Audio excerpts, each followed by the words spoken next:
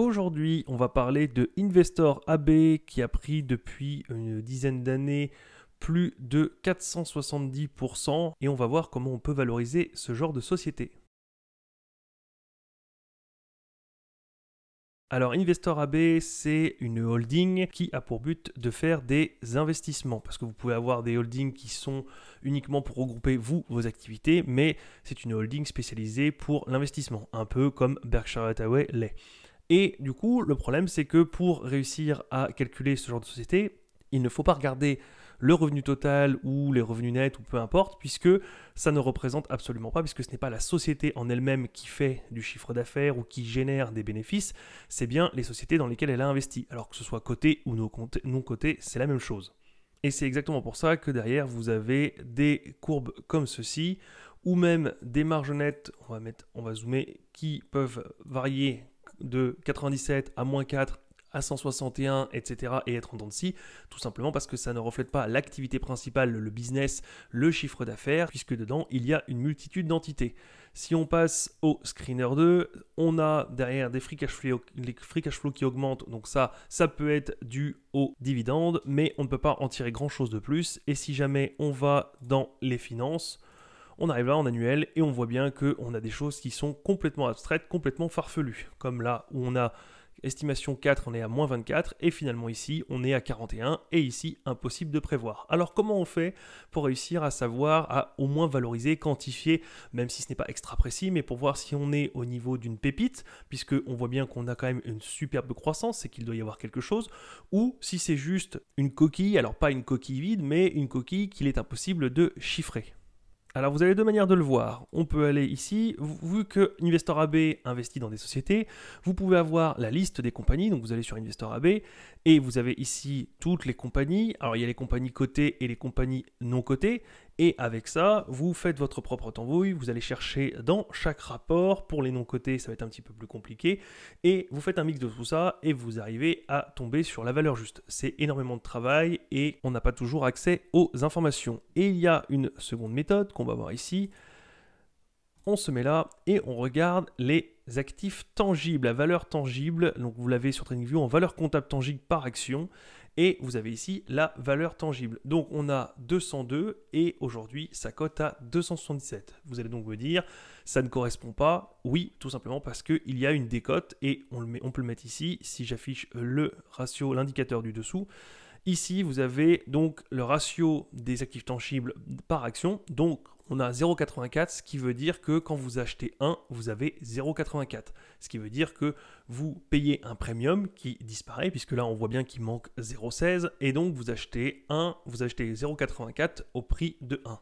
Et donc pour vous demander quand est-ce que vous récupérerez vos 1, vous pouvez tout simplement prendre la valeur tangible par action et voir la performance moyenne ou médiane, et vous voyez qu'il y a une croissance de 10, 15, 20%, et vous appliquez cette croissance de 10, 15, 20% pour voir à quelle date vous arriverez à 277. Si vous avez ici du 10% par an, l'année prochaine vous passerez de 202 à 220 et quelques. Et vous répétez l'opération, ainsi de suite, jusqu'à arriver à 277, et vous verrez au bout de combien d'années vous aurez récupéré la valeur des actifs tangibles. Sinon, vous pouvez aussi dire que vous êtes là sur le très très long terme, et donc vous ne vous souciez pas de savoir quand est-ce que vous allez récupérer pile poil le prix de l'action, mais plutôt de voir la croissance ici de l'actif tangible, et donc de voir un peu les acquisitions qu'elle fait. Et si vous arrivez à avoir une croissance de 20, 30, 40%, ça veut dire quand même qu'il y a de la croissance, tout simplement parce que la société arrive à acheter des parts d'actions ou des parts de sociétés qui sont non cotées, et elle arrive à faire comme ça grandir son actif tangible. Donc vous avez cette manière-là, ou tout simplement, comme d'habitude, vous pouvez aller voir les rapports financiers. Vous mettez là, et vous avez ici Gross Net Asset Value. Vous voyez ici 19% annual growth, donc vous avez déjà votre pseudo-performance. Et vous avez ici donc les compagnies listées, donc les compagnies cotées, et vous avez les autres, et vous voyez comment c'est réparti. Et enfin, il y a une dernière méthode de valorisation. Si vous projetez d'avoir cette holding comme fonds d'investissement pour juste mettre en bon père de famille, mettre votre argent et le laisser pendant 10, 20, 30 ans, vous vous fichez un petit peu de la croissance actuelle, même si c'est toujours bien d'avoir une forte croissance, mais vous êtes plutôt là pour la qualité de la gestion, la qualité de choix des actifs, donc vous êtes déjà prêt à payer le premium de 0,86 comme on disait tout à l'heure pour avoir un, puisque derrière vous payez ce choix, le fait que les gérants, les gestionnaires arrivent à choisir des bonnes actions, des bons titres et à progresser et de manière relativement certaine et stable. Et sinon, comme vous le voyez pour le très long terme, vous le faites par rapport à votre rendement. Puisque bien souvent, si vous avez un portefeuille très long terme, vous visez une petite rente quand vous serez par exemple en retraite ou pour vos enfants. Et donc, le dividende est important et ce qui fait que vous pouvez le quantifier comme une obligation, c'est-à-dire que vous avez un rendement et vous estimez que vous voulez, je ne sais pas, 8% de rendement du dividende dans 10 ans ou 5% aujourd'hui, puisque vous hésitez entre ça et par exemple des obligations américaines, peu importe. Vous pouvez vous faire par rapport au rendement du dividende que vous avez et vous pouvez vous dire j'achète aujourd'hui telle part parce que vu la croissance du dividende passé, vu le fait qu'il était relativement certain, constant et donc relativement sûr, évidemment je ne sais pas s'il est sûr, c'est à vous de faire le travail, de faire la recherche, mais si vous vous dites ça, vous pouvez ensuite projeter et vous dire voilà, j'attends un rendement de 8%, un retour sur investissement, un dividende de 8% par rapport à mon investissement d'aujourd'hui. Je suis prêt à attendre 5, 6, 7 ans parce que je sais que c'est un investissement qui est long,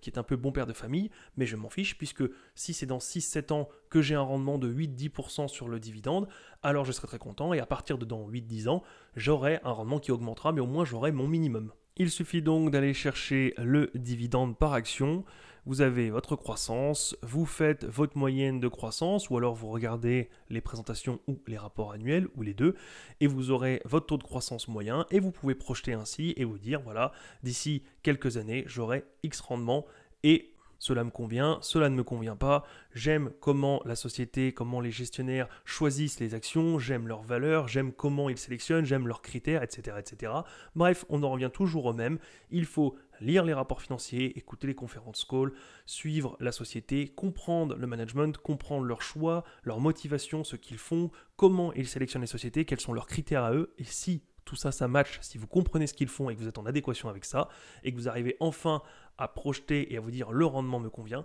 alors oui, il faut passer à l'achat. Si un de ces éléments manque, si vous avez la même vision que le management, mais que vous estimez que c'est pour l'instant trop haut ou que le rendement attendu est beaucoup trop loin, alors il faut patienter. Et si vous n'êtes tout simplement pas en adéquation avec les valeurs, malgré une forte hausse du dividende, des revenus, peu importe, alors il faut aussi vous en écarter parce que si vous n'êtes pas en accord avec ce que les gestionnaires font, en période de crack ou de doute, vous serez empli de peur et vous n'aurez qu'une envie, c'est de liquider votre position et c'est souvent le pire moment puisque vous liquidez votre position au moment où vous êtes en perte, alors que les personnes qui comprennent pourquoi elles sont là vont certainement maintenir la position et feront sûrement des gains si jamais ils ont choisi une bonne société. Voilà, c'est tout pour aujourd'hui et moi je vous dis à la prochaine. Salut!